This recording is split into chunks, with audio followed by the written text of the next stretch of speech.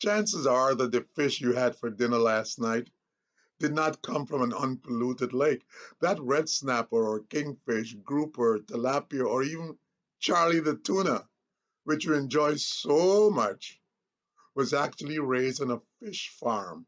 You see, the farmers routinely feed your dinner table fish with other fish.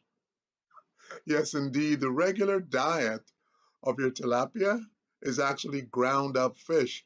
They're turning fish that are not natural carnivores into carnivores. And it's all going into our stomachs.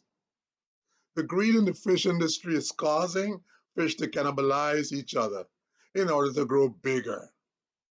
Matter of fact, we're currently experiencing an explosion in the global fish farming industry, or as they politically correctly call it, aquaculture.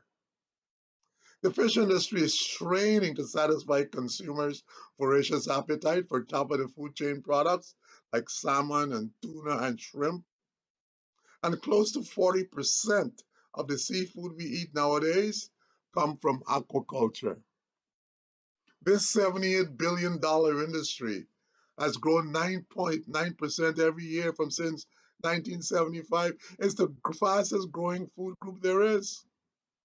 The interesting thing is global demand for seafood has doubled since that time. Ranch tuna, along with other fish like anchovies and sardines and mackerel, are all in top demand. But consider this. It takes between 20 kilograms of fish feed to get 1 kilogram of tuna.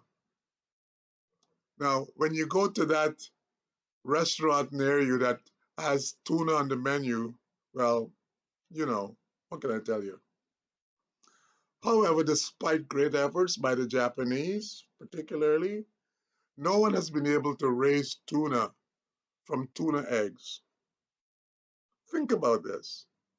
A staggering 37% of all global seafood is now ground into feed.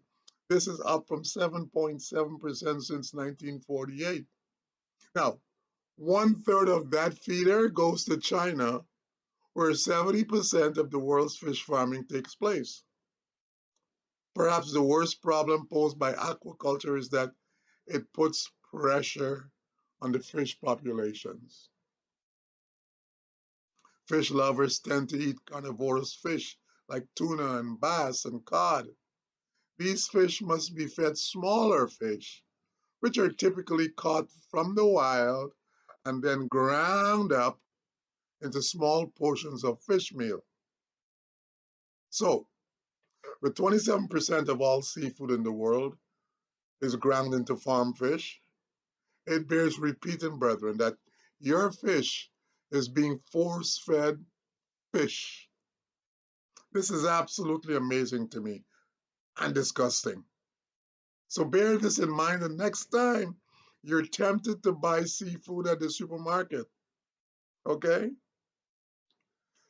Now, in addition to the objection of eating farm fish, there is no dispute that seafood, which are caught from the ocean, are highly contaminated. Think about that for a second. Albacore tuna, for example, live a long time and often swims in contaminated water. Fish, such as the shark, king mackerel, and swordfish, are all swimming in contaminated water, which contains high levels of mercury. Bass and snapper have much more higher amounts of mercury than other types of fish. Mercury is a global contaminant because it is toxic. It does not break down in the environment. And so children and pregnant and nursing women have a much higher risk of exposure to mercury, all from eating fish. So, Uncle Brent, what are you saying? Well, I'm saying this: don't eat fish. Not only because you don't know what you're getting, but it comes from heavily contaminated waters. Alrighty? Okay, now let's change gears just a bit. Florida residents are familiar with the tremendously staggering sight of cruise liners in their port. These cruise ships are so humongous that they almost eclipse the sky. Consider this for a sec. On their passage to and from distant lands, these giants emit staggering amounts of waste. A typical cruise ship with about 3,000 passengers has the waste disposal problems of a small town.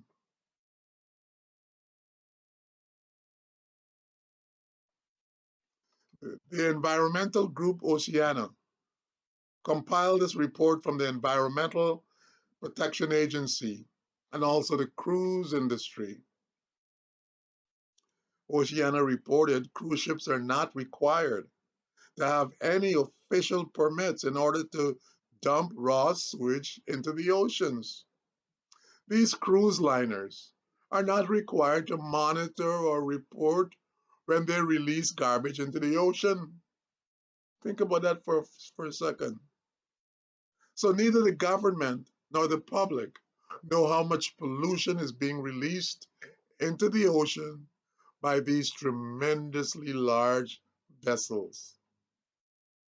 And there are thousands upon thousands of them that ply the seas on a monthly basis, back and forth. The average cruise ship with 3,000 passengers and crew generates about 30,000 gallons of human waste. These cruise ships are allowed to release sewage almost anywhere. And as they sail, they're almost also permitted to release something called untreated gray water. Untreated gray water is liquid waste from dishwashers and baths and sinks and showers and laundries. They're allowed to discharge all this waste into the ocean from where your fish comes. And this is literally anywhere in the ocean. The average cruise ship produces 7 tons of garbage and solid waste every day. And they're permitted to, by law, mind you, to dump garbage that has been ground into pieces smaller than 1 inch when they're only 3 miles from the shore.